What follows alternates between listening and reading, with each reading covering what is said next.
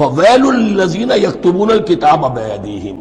تو اصل ہلاکت اور بربادی اور ویل کے بارے میں بعض روایات یہ بھی آئی ہیں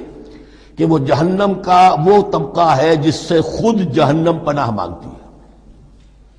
سخت ترین۔ تو وہ ویل، وہ تباہی جو ہے ان کے لیے ہے جو کتاب لکھتے ہیں اپنے ہاتھ سے، ثم یقولون ھذا من عند اللہ، اور پھر کہتے ہیں یہ اللہ کی طرف سے ہے، لیشتروا بہ ثمنا قلیلا، تاکہ وہ حاصل کر لیں اس سے کچھ بڑی گھٹیا سی حقیر سی قیمت۔ یعنی فتویٰ نویسی جس کا معاملہ ہے۔ اب کوئی شخص آیا، اس نے ایک رائے پوچھی، انہوں نے اپنا جو بھی ہے وہ لکھا اور کہا یہی دین کا تقاضا ہے، بس یہی علم ہے، یہی اللہ کی بات ہے۔ اب اس میں کتنا کچھ واقعتاً انہوں نے صحیح بات کہی ہے، کتنی ہٹ درمی سے کام لیا ہے، کتنی کسی رشوت کے مبنی کو رائے دی ہے، خود بدلتے نہیں قرآن کو بدل دیتے ہیں،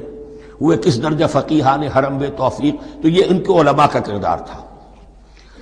ثم یقولون ھذا من عند اللہ لیشتروا بہ ثمنا قلیلا فویل لہم مما کتبت ایدیہم، تو ہلاکت اور بربادی ہے ان کے لیے اس چیز سے کہ جو ان کے ہاتھوں نے لکھی، وویل لہم مما یکسبون، اور ان کے لیے ہلاکت اور بربادی ہے اس کمائی سے جو وہ کر رہے ہیں۔ یہ سارا دھندا جو ہے فتویٰ فروشی کا اور دین فروشی کا، اس کے لیے تباہی وہ اپنے لیے مول لے رہے ہیں، اس سے کوئی ان کو اللہ تعالیٰ کے ہاں کوئی اجر و ثواب نہیں ملے۔